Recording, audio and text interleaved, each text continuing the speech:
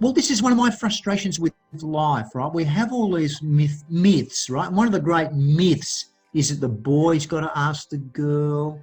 And I think, where is that in the Bible anywhere? Like, how do we ever get to that? Relationships are about building trust. The reality is you're always going to be hurt by other people. So you've got to decide whether or not you're willing to be hurt and open yourself up, or whether or not, because you want to protect yourself, you actually don't let people get to know you at all. In which case, you never really know what it means to be loved. Can you anticipate a different friendship between people who are vulnerable to each other and people who are a little bit more sort of guarded? If people are guarded around each other all the time, I think the relationship, if you want to talk to it as being a deeper friendship, that probably won't get deeper. But as people relax around each other and become more comfortable with each other, the relationship could get deeper and deeper and deeper. Maybe even lifelong friends. Maybe even, dare I say it, romance. Okay. But the trouble with talking about this is you're talking with people who are 18, 19, 20, 21. Unfortunately, some people think, oh, you're supposed to have found the one by the time you're 23. And I think, where does that come from, that myth? What a burden. Oh, I've got to find the boy or the girl by the time I'm 23. And if I haven't got them by 23, I'm on the shelf. I'm going to get the dregs. My life's down the gurgle. And I'm thinking, what a load of rubbish. Pete, I'm on the shelf of the limited edition. You have never been on the shelf, Aglin.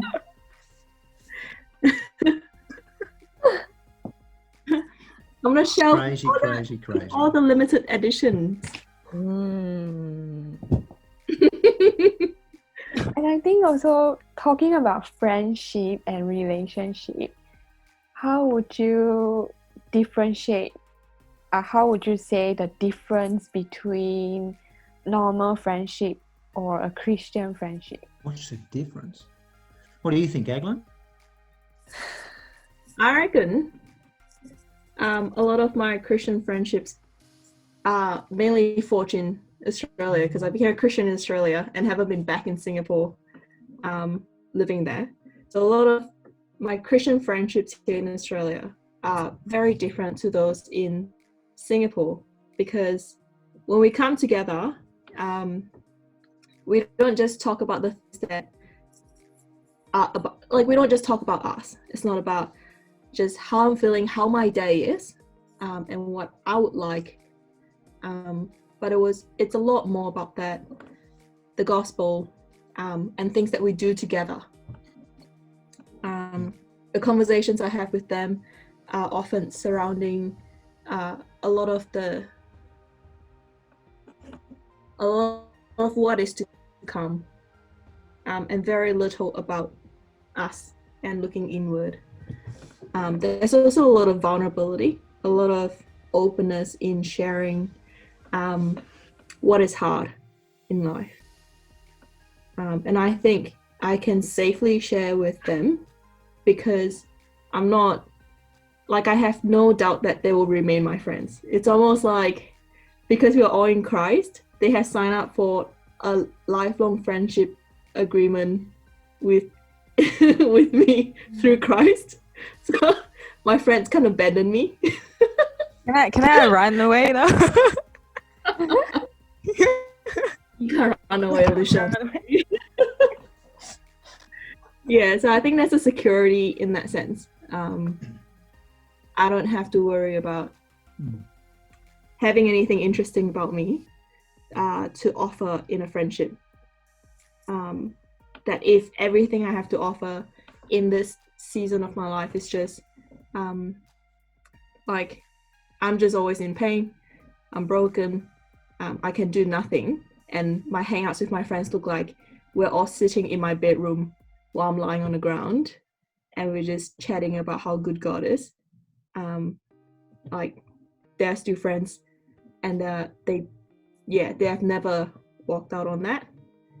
And I think that's very different from what I would anticipate with friends who are not Christians. Yeah. Pete, have you had any lifelong friends? No, No, So- no. I'm not in touch with anyone I was at primary school with or at secondary school, but I do have some friends I had when I went to uni. So I've known those people for over 40 years. So they've been friends for a long time. What's keeping the friendship? Probably shared experiences and common memories, and the fact we enjoy each other's company. And on the subject of friendships, you just have to remember that, for example, I've got people who, like me, collect old bottles. Now, I have a different kind of conversation with people who collect old bottles than I do with almost anybody else. So we talk about things I don't talk about with just about any other friend I've got. So there's a sense in which that group of friends is quite distinct. And it's probably the same with many of my Christian friends. We talk about things that I don't talk about with a whole bunch of other people either. So actually, sometimes your friendships with people are shaped by what kind of interest you've got, what hobbies and sometimes it's shaped by what values and beliefs you've got. And you talk about different things with different groups of people. So what you're looking for at one level in any friendship is not simply things to talk about that are in common, but what you're hoping for in the long run is a deeper trust, a confidence that if you talk about yourself at a deeper level, you're going to be welcomed. And you will find that some of your Christian friends don't want to know you that well. But some of your friends who have no interest in Christianity are willing to talk to you about anything. And that may surprise you. So in any decent, deep friendship, irrespective of what people believe, what you're looking for is trust and acceptance. And that will vary, not simply on a person's beliefs, but on their background and on the kind of experiences you've had together and the way you talk. So I don't always make a big difference between my Christian friends and people who are my friends who are not Christian. Because what I find is I relate to all sorts of different people in different ways. So I've had conversations with people who are Christian about some things that I've never talked about with other people. But I can also say I've had conversations with people who are not Christian that I've never had with Christians. So I'm not black and white in terms of the way I think about friendship. What I'm looking for in the longer run is just trust and openness and warmth and things like that. And that will vary. Now, have we got any more questions? We do. Actually, Great. the next one is about, can you give us advice on how to love other people or friends even though they have hurt us? Well, if I was talking to Christians about that issue, right, loving people who have hurt you, I would probably begin with, or at least get around to talking about, how we hurt God. One of the great difficulties in life is that you can see yourself sometimes as a victim. You've been hurt, and we all hate being hurt. But the reality is we also hurt other people. So I think one of the things you've got to grapple with when you first become a Christian is why Jesus is on a cross. And one of the reasons he's there, I would say, is because we have offended and hurt God. Jesus is on a cross because we've hurt and offended him. And he is suffering in order to pay the cost that forgiveness requires. Because when people hurt you, someone has to pay. Either you can make them pay, or you can swallow the anger and absorb the cost yourself. Forgiveness always has a price. If someone hurts you and you're unwilling to forgive, the relationship will finish. If someone hurts you and you're willing to pay the price yourself, the relationship may become stronger and richer. How do you love someone who's hurt you? Well, if you're a Christian, I want to start by having a conversation about God. If God forgives you, please be willing to forgive others.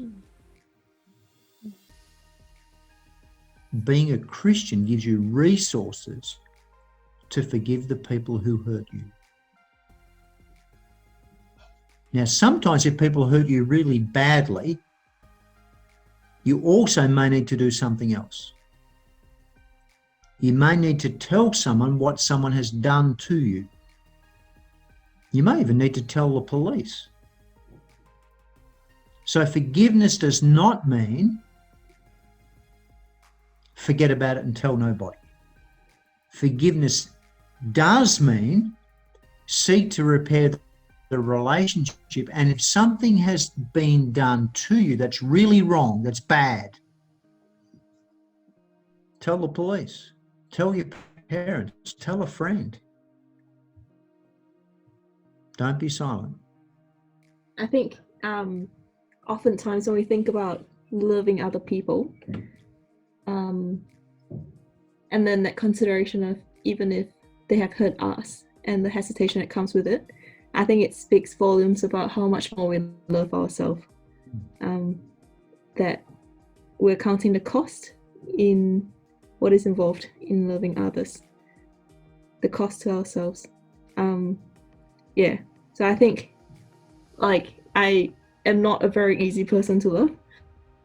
So I'm very thankful for the people who have chosen to love me, even when I'm not very easy to deal with. And I think it's through those friendships that I get reminded of the ultimate forgiveness and love of God for me. That then makes me realize, because I'm not easy to deal with, I don't think I can expect much else when I'm dealing with other people. Yeah, I think that's something that has helped me to love other people, even when I am anticipating possibly being hurt from, I don't know, just words or the way people do things. So if you have a problem with your friend, would you rather be quiet about it and forgive them quietly, or actually talk about it with the friend and talk it out? Let's try to solve it. You're talking about conflict resolution, aren't you? Yes, that's right.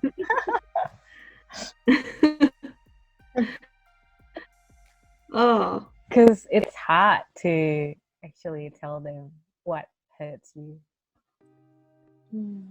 So if you don't tell them that they've hurt you, how do you expect them, that superwoman is supposed to guide you somehow and supposed to work out why you have superhuman powers? And if they don't look inside you and work out exactly how you're feeling, you're going to punish them.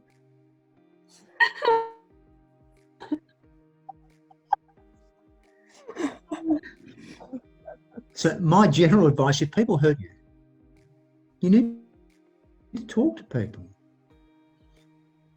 People are not super smart. They can't always work out how you feel or what they've said or what they've done. If someone's hurt you, tell them. I find, even if it's a small thing, talk about it. yeah, I find more often than not, the hurt that you've gone through will most likely fall in the category of miscommunication. Yeah. Your friend has no intention to hurt you. And in this period of lockdown, I'm being locked down by one of my closest mate, with one of my closest mate. And he and I just have these times when we're just not talking, and it's almost like a cold war. But I have no idea what triggered it. And then I feel bad because I'm the someone who just goes, it's probably me, I probably have done something else. It's like that. Boys are incredibly sensitive and moody. Really? Oh yeah. So you've just got to find of ways to get boys talking and opening up a bit. I found a bevy helps. We sit It's just another bit of mythology about men, you know, that we're insensitive brutes, you know, who've got no idea about life. And I think it's crazy. We're moody, we go up and down, we get grumpy. We need someone some days just to sit down and have a good talk to us. Yeah. And that's one of the great things about you, Aglin. You're a great talker. Well, like, I'm pretty blunt. So You can be, but you also can be kind and patient, sensitive. Aw. Thanks, Pete. I think I'm someone who doesn't like not knowing where I've gone wrong. So I often tell my friends, if I've said something that has hurt you or done something that has hurt you, know that for one, it probably didn't hit me that it did hurt you. And for another, please tell me so I can change or I can be more aware of it the next time it happens. Yeah, I think you can choose to either just go, they probably should know given the context, given how long we've known each other, given all these other chats we've had. But they probably don't. There are a lot of things that happens in people's life, they can't remember everything. So probably just talk. Right. That's a very good. There's a question. Yeah, very good as well. So you've got one more question? We have two very sort of deep questions. And Okay. then And so once we've done two more questions, I can go for a run? there's a very important question at the end. Okay. Doing three questions. Three more questions. Well, Yeah. let's move. Yeah. All right. Because I'm ready to move. Okay. Right. So, what is the simplest way to share the gospel with our classmates? The simplest way is to be honest. So when people ask you, how are you doing? You've got a choice about whether to be honest or to tell a lie. And what most of us do is we sort of tell a small white lie. How are you doing? Okay, that's all good. I'm fine. Whereas the truth may be you're actually not doing great at all. So if people ask you about how you're doing, what you've been doing, just be open and honest. Talk about the difference God makes in your life. So rather than following some method or formula, you've just got to be yourself. You've got to be open about who you really are. Talk about what it means for you to be you. And dare I say it, that's actually one of the hardest things we find to do. We spend so much of our lives protecting our image, hiding behind a mask, that we just don't let other people see us and how we feel and what matters to us. So is that really the simplest way? Well, if a Christian is someone who says the eternal God loves me, they can be honest about that. So yeah, I'd just say be yourself, be honest, be open. I think something that's been helpful this year is considering how to tell the story of God through just the love story. You guys know the book, A Love Story. I find that's really helpful to know how to explain what it is that really moves me with God. What is it about God that really moves me in my heart? And when I know what it is for me, then it's really easy for me to share with someone. See, let me put it this way. If you're a physio or an OT, right, what you're looking for all the time is a method. Yes. You know, where do you put your finger? Where do you put your thumb? What's the muscle? How do you move? Well, Christianity's not like that. It's not a method. There is also more than that. Christianity is more about being in love with somebody. and learning how you talk about your love life. It's not like being a physio. Oh, press this button. So rather than looking for a method, I'd say just be yourself and be honest and open. Now that was one question.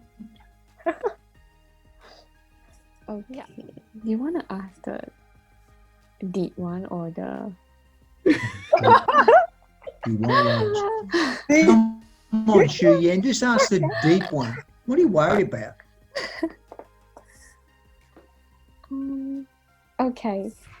So how can we still stay positive, relying on God when things are getting messy and overwhelming? How can we remind ourselves that God is still in control? Come to focus on Friday nights.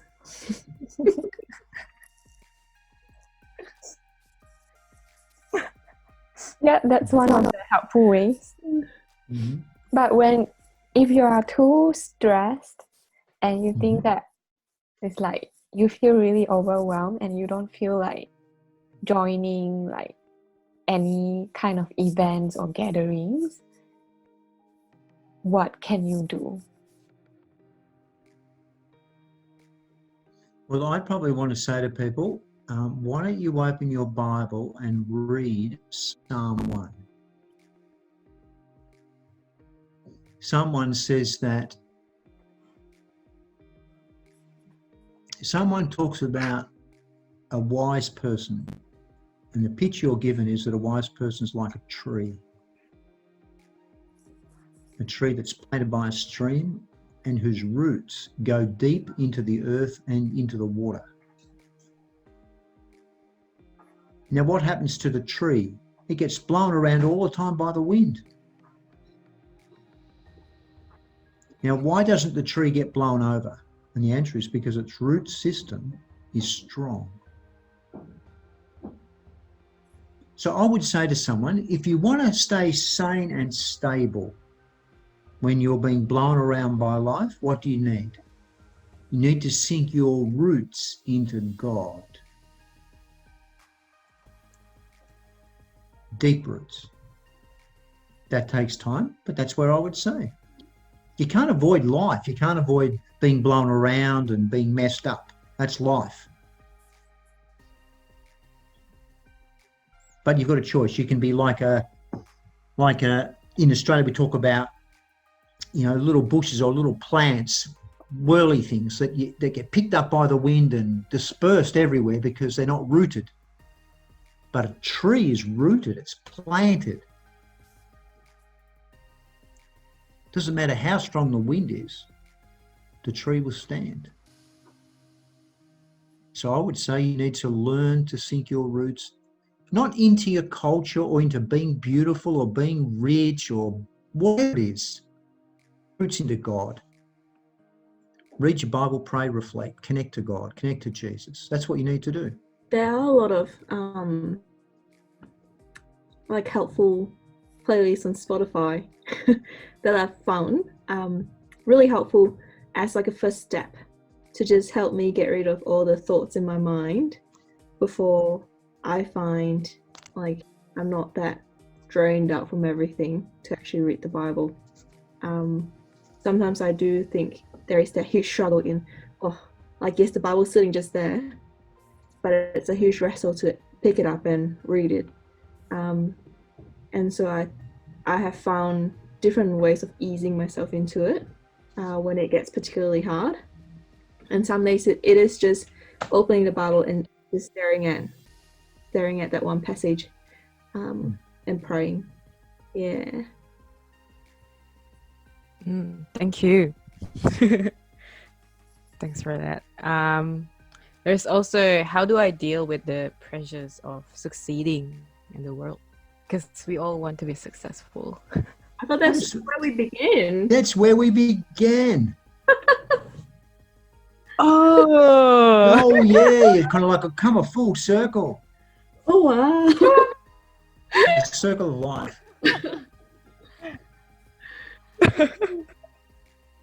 So obviously know where I start with all this stuff. I just want to work out, what on earth do you think it means to be successful? Mm. So if you're a girl, right, are you not successful if you have brown hair? Because the image in our culture is, you need to have blonde hair and blue eyes.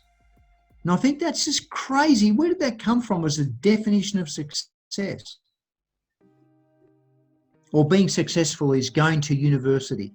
So if you don't go to university, you're not successful. Or being successful is owning a Mercedes Benz and living in Melbourne in a rich place like Toorak. So if it's me, you say, I just want to blow up the whole thing about success. Who defines all this rubbish? Social media, Pete. I think success is about knowing that you're loved by the eternal God and learning to love the people that God has put in your life. Mm. Love is the most wonderful thing in the world. Loved by God, loved by people. Also the most difficult. Mm. So I think you've done really great in life if you've connected to God and you've learned to love, and if you've learned to love the people in your life. Who cares about how much money you've got or whether or not you're blonde or which country you come from or what your cultural background is? Or even more radically, whether or not you lived up to your parents' expectations. Well, in the end, we've got one Father, and that's the living God. And his expectations are far more important than your parents. Oh. Whoa. Wow, Pete. That's a very sensitive. Did you just say it's subjective? No, I say it was very sensitive.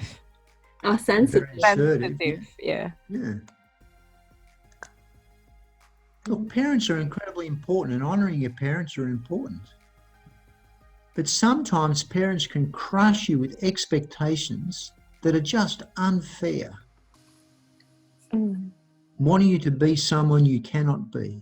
And I think a helpful quote from Andy May from Bundy Church is, God calls you to honor your parents, but that doesn't always look like pleasing them. And that's something that I found very helpful for myself. A wise man is our Uncle Andy. So it's Uncle Pete. Uncle Pete. Uncle Pete. Scary Uncle Pete. All good? Yeah. All good. All good. There is So we're done? One last important question. Oh, one last question. One. Very important. Because here I am ready to go for a run. You can run after this. Okay. Which one, Pete, listen carefully. Which one is better? Led Zeppelin or Pink Floyd?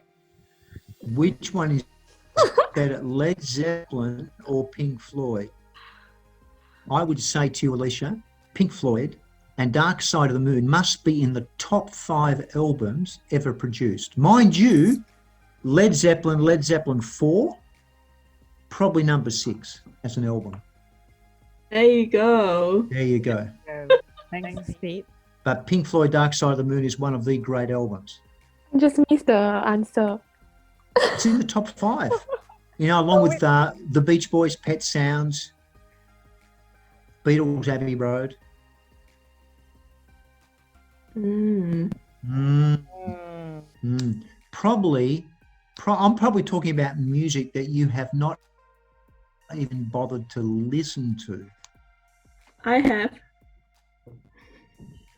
I'm talking about giants, geniuses. Oh, I'm talking about other people need to listen to. there you go. Yeah. So tonight, Yes, Alicia, Dark Side of the Moon. Dark Side of the Moon, noted. Pink Floyd. Also, I would plug Just Breathe by Pearl Jam. And if you want another good rock album to listen to, Deep Purple, Machine Head. Oh, yes. If that album doesn't get you dancing, doesn't get you moving, doesn't get you pumping, Go back and listen to Shania Twain. I mean, my goodness. You've got to separate the class from the dross.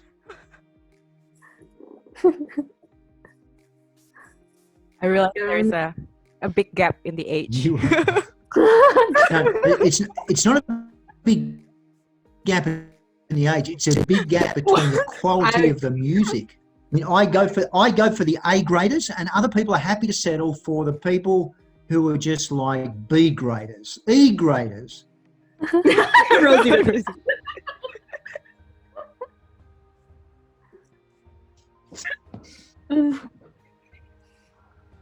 Anyway, it's lovely to see you all, Yes.